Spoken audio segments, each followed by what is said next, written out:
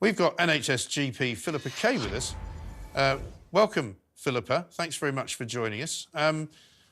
We've been speaking about what's happened to King Charles, but one of the reasons I think that people sort of resonate so much with this story is that it's not any longer 1 in 4 people that have cancer. It's more like 1 in 2 people. It's more like every single family has a member of that family who is suffering in some way or who has suffered.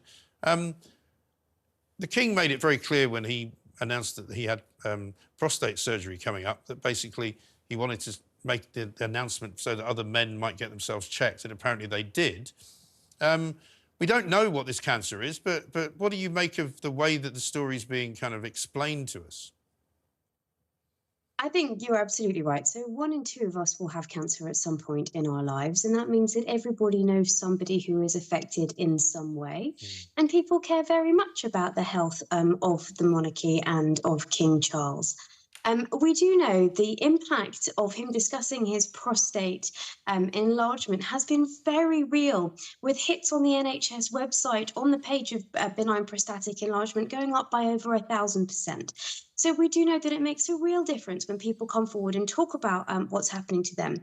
But we also have to remember that having a cancer, whatever form of cancer it is a huge trauma and really significant, and that he does have the right to keep some of that privately. And there may come a point later that he wants to talk about it.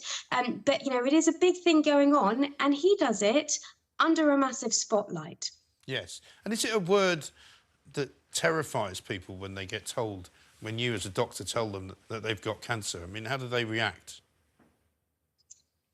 I can tell you how I reacted as a patient, never mind as a doctor, because I've had cancer myself. And, you know, we all have an image of what it is to have cancer. And there is this idea that cancer automatically means a death sentence, which it absolutely doesn't, because we are getting better and better at diagnosing cancer, and people have treatment and fully recover, and people are living longer and longer with cancer.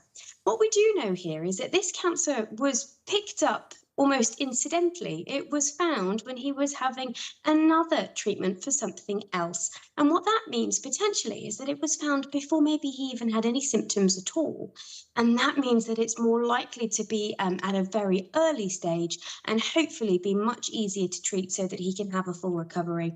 And when you go in to have surgery, for example, on your prostate, there would have been investigations done. So there would have been imaging of his pelvis. Maybe they did a routine chest x-ray before he had the surgery. They probably would have taken a routine full blood count.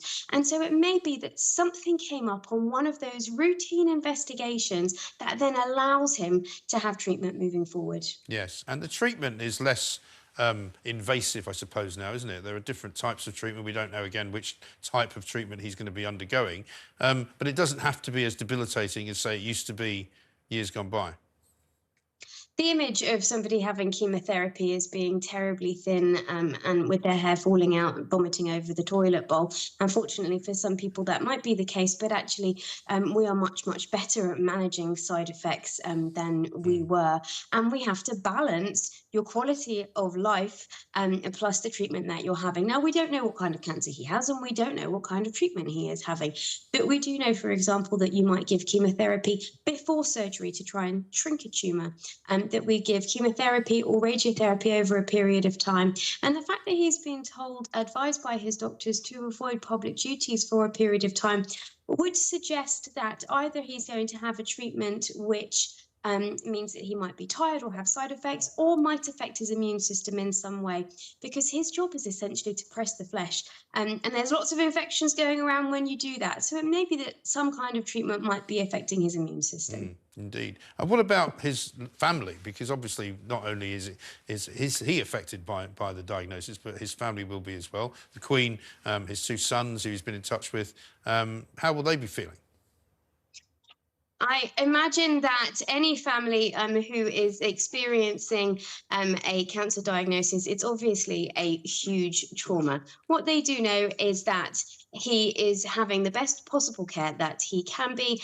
And as somebody who had to tell her own family, I think the best thing that you can do is be in it together. It's okay for everybody to be scared and anxious and worried and have questions, as long as we're in it together. And I very much hope that they are being open and supporting each other. Yes, indeed. Philippa, thanks very much indeed. NHS GP Philippa Kay there. Let me